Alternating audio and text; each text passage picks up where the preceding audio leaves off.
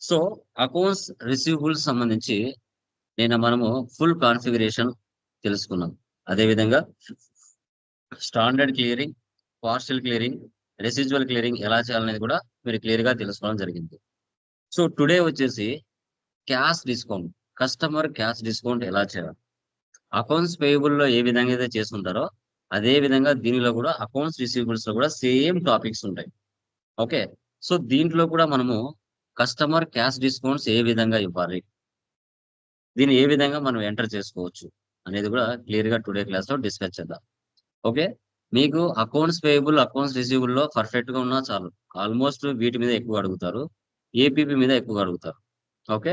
ఇంకా ఎక్కువ asset accounting, పీ2పీ, ఓ2సి almost వాళ్ళు ఎవరు మెయిన్ ఎక్స్పీరియన్స్ పర్సన్స్ ఉంటారు. ఎందుకంటే వాళ్ళకు తెలుసు కంపల్సరీగా వీటిలో అడిగితే వాళ్ళకు కొంచెం అటు ఇటు అవుతారని కూడా వాళ్ళకు తెలుసు అనమాట. ఆల్మోస్ట్ అది సూపర్ సీనియర్సే వాళ్ళు చేస్తారు, మీ వరకు రానివ్వరు. బట్ ఇవి మినిమం టాపిక్స్ ఇవి చేయగలిగితే చాలు. ఓకే. చూడండి, పీపీటీ కనబడుతుందా? Please confirm. Yes sir. Yeah, చూడండి మా. So customer cash discount configuration, it is a reduction in the price of an item for sale allowed in those cases when payment is made within a stipulated period. The cash discount will depend on the payment terms agreed with the customer. Okay. ఈ cash discount అనేది ఎప్పుడు ఇస్తామంటే, ఒక customer కి మనం sale చేసిన తర్వాత అతనికి ఒక టైం పీరియడ్ పెడతాం. 14 డేసా, 30 డేసా. మన కస్టమర్ కి అప్పుగా సేల్ చేసిన తర్వాత కస్టమర్ మనకు విత్ ఇన్ 14 డేస్ లోపల కానీ విత్ ఇన్ 30 డేస్ లో కానీ మనకు ఆ కస్టమర్ ఉన్న రిలేషన్ బట్టి మనకు అతనికి 2% ఇవ్వాలా, 3% ఇవ్వాలా, 10% ఇవ్వాలా, 5% ఇవ్వాలనేది మనం డిఫైన్ చేసుకోవచ్చు. ఓకే. సో దీన్ని మనం ఏ విధంగా చేయాలని చూద్దాం. ఇక్కడ cash discount allowed, cash discount allowed అంటే ఎప్పుడైతే మన బిజినెస్ ఒక కస్టమర్ కి డిస్కౌంట్ ఇస్తుంది అంటే అది మనకి ఎక్స్పెన్స్ అవుతుంది.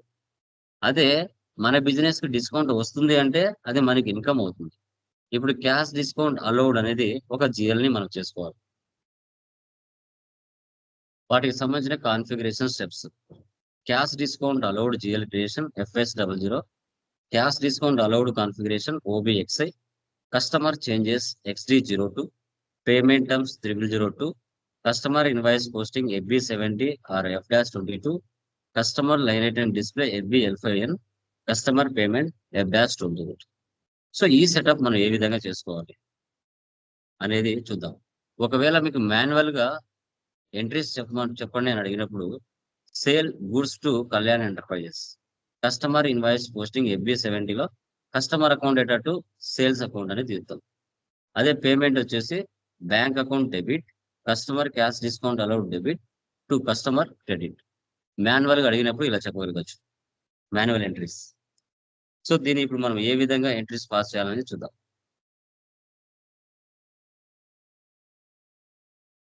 ఇక్కడ చూడండి,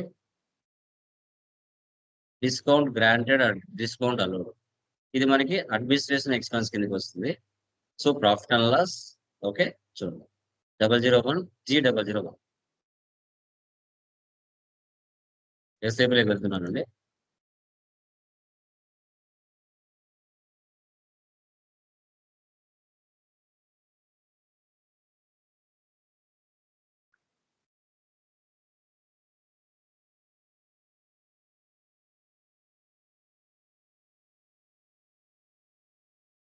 ఓకే.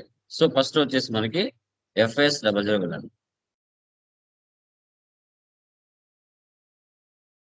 ఓకే. అడ్మిన్ ఎక్స్పెన్స్ కిందకి వెళ్ళండి. పర్చేస్ సెలెక్ట్ చేసి మౌస్ తో రైట్ క్లిక్ ఇచ్చేసి కాపీ చేయండి. 6 తీసుకోండి. అడ్మిన్ ఎక్స్పెన్సెస్ తర్వాత profit and loss account, short text వచ్చేసి ఇక్కడ మనకి like discount allowed.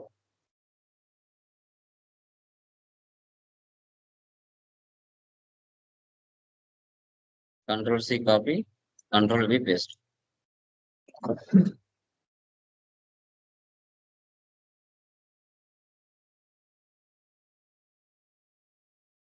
Control data, account currency INR, line and display 001, create and bank entries G001. ఇవన్నీ మీ మైండ్ లో ఫిక్స్ అయిపోవాలమ్మా. చూడండి.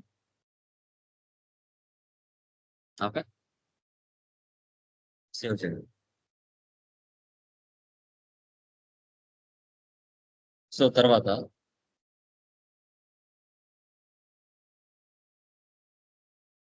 నెక్స్ట్ వచ్చేసి ఓబిఎక్స్ఐ, క్లాస్ ఓబిఎక్స్ఐ చార్ట్ ఆఫ్ అకౌంట్స్ తీసుకోవాలి posting కి. ఇప్పుడు నువ్వు ఏదైతే క్రియేట్ చేసావో ఆ క్రియేట్ చేసింది ఇక్కడ ఇవ్వాలి.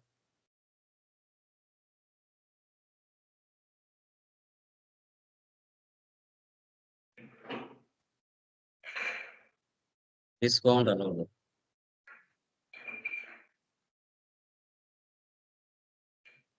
సేవ్ చేయండి. ఓకే, నెక్స్ట్ ఇప్పుడు XD02లోకి వెళ్ళి 0001 తీసేసి 0002 పెట్టాలి. Fashion XD02. ఇక్కడ కస్టమర్స్ మనం ఎవరైతే ఇచ్చి ఉంటామో ఆ కస్టమర్స్ ని సెలెక్ట్ చేసుకోవాలి.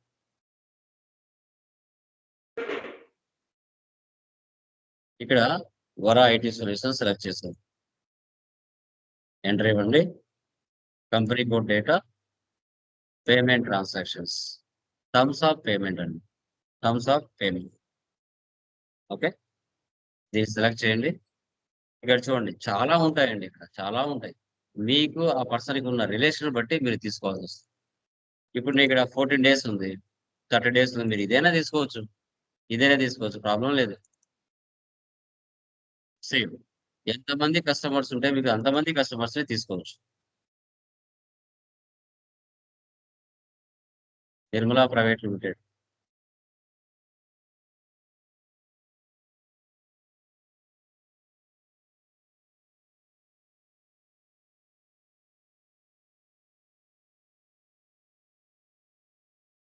అర్జున్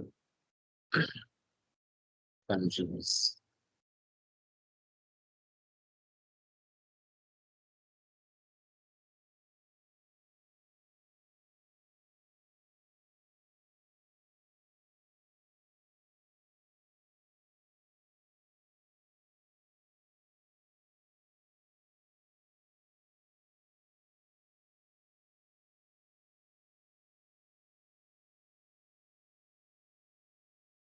ఇలా 100 మంది కస్టమర్స్ ఉన్నా ఇలాగే మార్చుకోవాలి. సేవ్. ఓకే, ఇప్పుడు నెక్స్ట్ ఏం చేయాలి మనం? FB70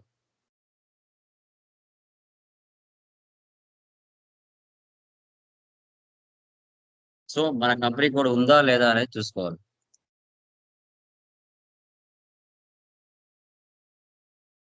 Varra IT solutions, today date ఇవ్వండి. కస్టమర్ 50,000 ఇస్తున్నాను. Customer invoice,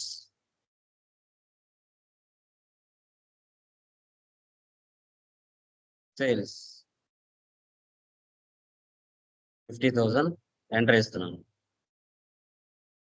simulate.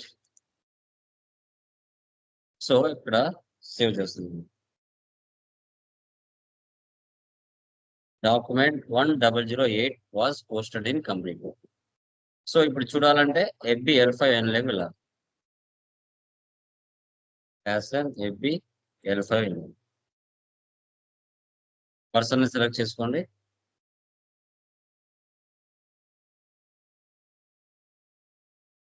Execute. So ఇక్కడ చూడండి, TR, document date, net due date, amount in currency 50,000. Okay, ఇప్పుడు ఎగ్జాంపుల్ మీరు అమౌంట్ ఎంతైనా తీసుకోండి, బేస్డ్ ఆన్ అక్కడ మనకు వాళ్ళు ఇచ్చే పర్సంటేజ్ బట్టి ఉంటుంది. ఇప్పుడు కస్టమర్ సో 50,000, 3%. ఎంత వస్తుందమ్మా? 50,000 మీద 3% ఎంత? 1,500 ఈక్వల్. ఇప్పుడు కస్టమర్ మనకి ఎంత పే చేస్తాడు?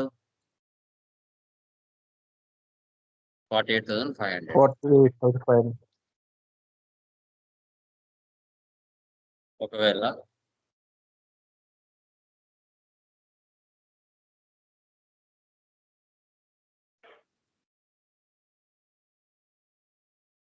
ఒక 2% అనుకోండి. 2% ఎంత ఉంటుందమ్మా?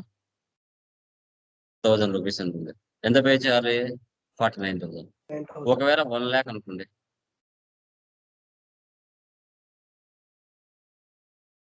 2,000. ఒకవేళ 3% అనుకోండి.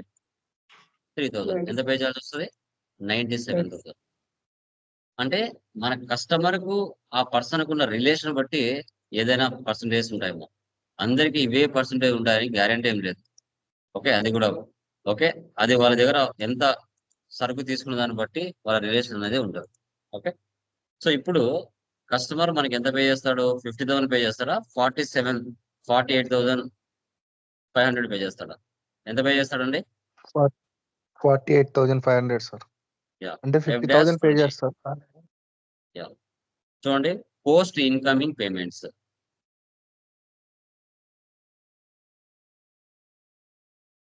డీజెడ్ తో డిఫైన్ చేస్తారు, గుర్తుపెట్టుకోండి. ఇవన్నీ మీకు గుర్తుండాలి.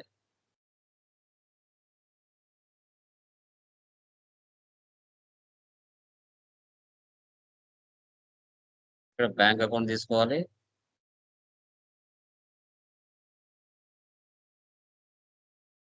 $48,500. ఇక్కడ పర్సన్ తీసుకోవాలి.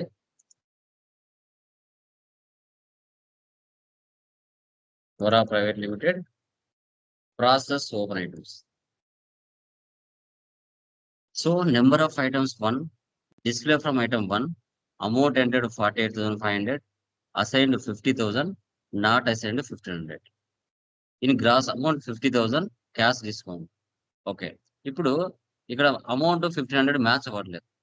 ఇక్కడ మనం ఏం చేయాలి? -1,500 అని మనం టైప్ చేయాలి. -1,500 ఎంటర్. మళ్ళీ ఒకసారి ఎంటర్ ఇవ్వండి. మనము క్యాష్ డిస్కౌంట్ లోకి వెళ్ళి డబుల్ చేసిన వస్తుంది కదా సార్? ఏది ఒక్కొక్కసారి రాదు, ఒక్కొక్కసారి రావచ్చు, ఒక్కొక్కసారి అది రాకపోవచ్చు. రావట్లేదు. రానప్పుడు మైనటరీ మనం మైనస్ ఇవ్వాలి. నాకైతే వచ్చింది సార్. యా, ఒక్కొక్క సర్వర్ ఒకటిలా ఉంటుంది శ్రీనివాస్. సర్వర్స్ అందరికి ఒకటేలా ఉండవు. ఓకే, ఒక్కోసారి 2 times ప్రెస్ చేస్తే వస్తుంది, ఒక్కోసారి రాదు. ఓకే, ప్రీవియస్ ముందు నాకు అలా వచ్చేది, రావట్లేదు కొత్త సర్వర్. ఓకే, సో ఇక్కడ చూడండి document 1009 was posted in company code. Okay, ఇప్పుడు వెళ్ళి చూడండి అక్కడ డిస్ప్లేకి వెళ్ళి రిఫ్రెష్ చేయండి. No items selected. ఓకే, ఇప్పుడు క్లియర్డ్ ఐటమ్స్ లోకి వెళ్ళి ఈరోజు డేట్ ఇచ్చి చూసామంటే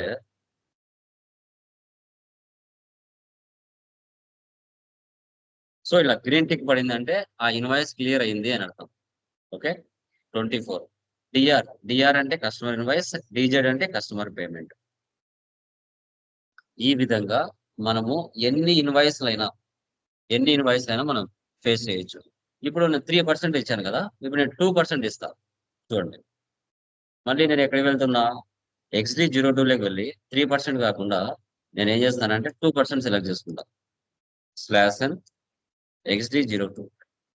సేమ్ అదే ఒరే ప్రైవేట్ లిమిట్ తీసుకున్నాను. ఇక్కడ వెళ్ళి 14 days కాకుండా 30 days ఇస్తున్నా. అది సెలెక్ట్ చేశాను, సేవ్. FB 20. ఇప్పుడు నేను 1 lakh ఇస్తాను. 1 lakh ఇస్తాను.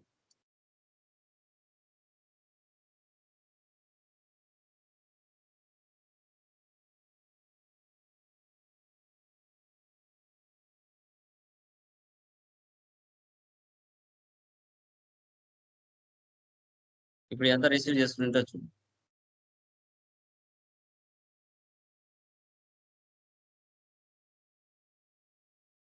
/n FB L5N execute. ఇక్కడ 1 lakh ఉంది కదా. ఇప్పుడు నేను 2% తీసుకున్నాను అన్నమాట. 2% తీసుకుంటే మనకి ఆల్మోస్ట్ ఇక్కడ 90,000 కస్టమర్ మనకి పే చేస్తాడు 90,000. 1 lakh పే చేయకుండా 90,000 పే చేస్తాడు. ఓకే, చూడండి. Post incoming payment F-28. ఈ స్క్రీన్లలో ఏవి అవసరము, ఏవి అవసరం లేదనేది మీ మైండ్లోకి చేసేటప్పుడే మైండ్లోకి ఫిక్స్ అయిపోవాలి.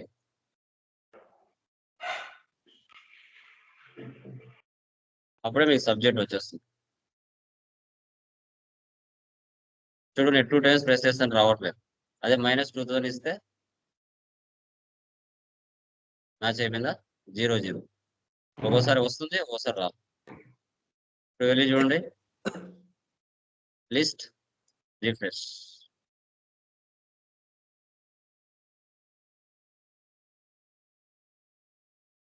చూసారా? 1 lakh ఓన్లీ.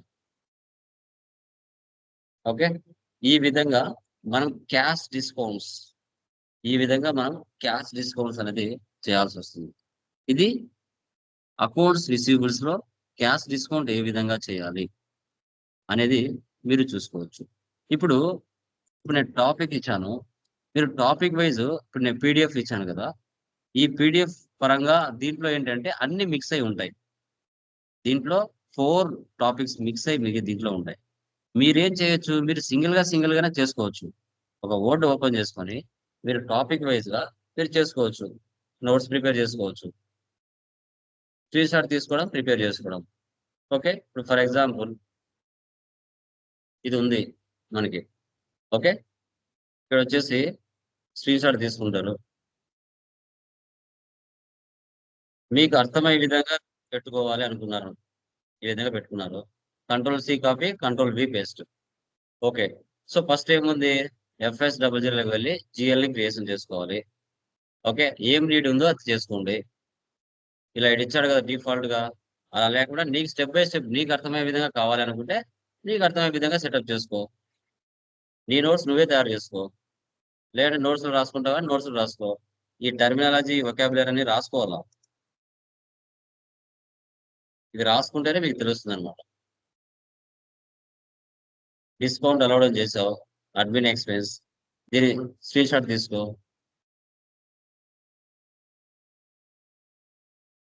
Ctrl+C, కిందికి వచ్చే Ctrl+V, స్టెప్ 1 అని పెట్టుకో. నోట్స్ ఎలా ప్రిపేర్ చేసుకోవాలని చెప్తున్నాను. స్టెప్ 1 నీకే ఉంటది కదా. ఇప్పుడు దీంట్లో తీసుకున్నావు, కంట్రోలింగ్ లో ఏం తీసుకోవాలి, క్రియేట్ లో ఏం తీసుకోవాలి నీకు తెలియదు. ఓకే, మళ్ళీ ఇక్కడికే వెళ్ళు, క్రియేట్ తీసుకో. ఓకే, కొంచెం పైకి స్క్రోల్ చేసుకో, అర్థమయ్యే విధంగా నీకు ఉండాలంటే. INR ఉండాలి, లైన్ రేటెడ్ డిస్ప్లేస్ పెట్టుకోవాలి, 001 పెట్టుకోవాలి. మళ్ళీ స్క్రీన్ షాట్ తీసుకో. నీకు అర్థం అవ్వాలి, లేదు ఇది మాత్రమే కావాలంటే ఇది మాత్రమే నీకు అర్థమయ్యే విధంగా పెట్టుకోవడానికి పెట్టుకోవచ్చు. ఇప్పుడు ఇది మాత్రమే కావాలి, అంత అవసరం లేదు, సో ఇది మాత్రం తీసుకో ఇక్కడ వరకు. Ctrl+C, అది కూడా దీని మీదనే పేస్ట్ చేసుకో, ఇక్కడే పక్కనే.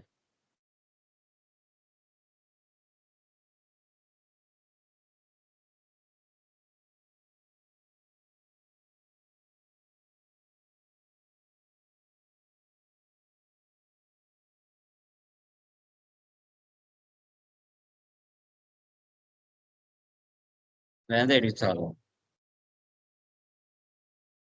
Ctrl+C copy, Ctrl+V paste. లేదంటే స్టిప్పింగ్ టూల్ తీసుకో. స్టిప్పింగ్ టూల్ అయితే ఇంకా బాగుంది.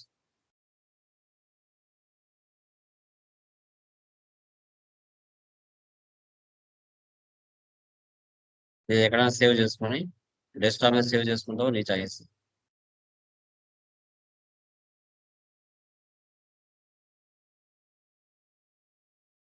అది ఇక్కడ తెచ్చుకోవచ్చు.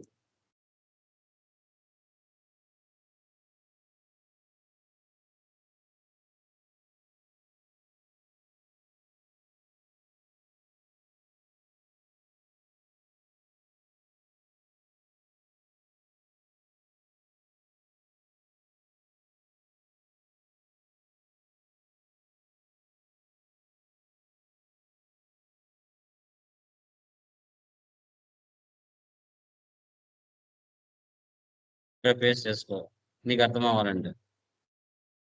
ఇంకా కొంచెం దీన్ని తగ్గించేయచ్చు, తగ్గించేసి దాని పైకి తీసుకుని వెళ్ళచ్చు.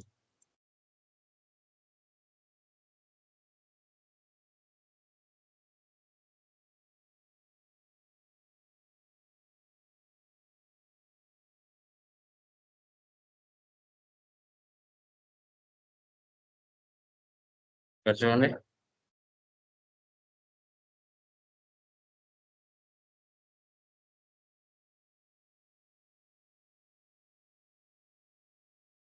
ఇలా ఎన్నో చేసుకోవచ్చు మనం, లేదంటే దాని కిందనే పెట్టుకోవచ్చు, ప్రాబ్లం లేదు. ఇలా స్టెప్ మీకు అర్థం అవ్వాలని, లేదు మొత్తం కావాలంటే మొత్తమే తీసుకోవచ్చు, ప్రాబ్లం లేదు.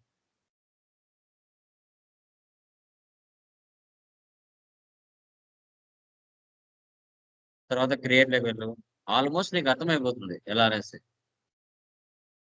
జస్ట్ మీకు గుర్తుండడం కోసం.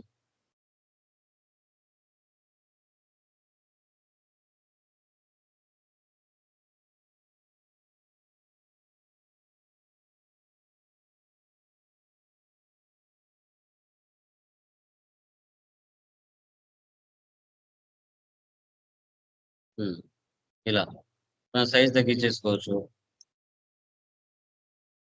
మనకి ఎంతవరకు అవసరం ఉంటే అంతవరకు. నెక్స్ట్ స్టెప్ 2, నెక్స్ట్ ఏముందండి, cash discount allowed configuration OBXI. ఇలా ప్రతిదీ తీసుకోవచ్చు అండి, కొంచెం టైం పట్టినా కూడా దీన్ని స్క్రీన్ షాట్ తీసుకోవచ్చు.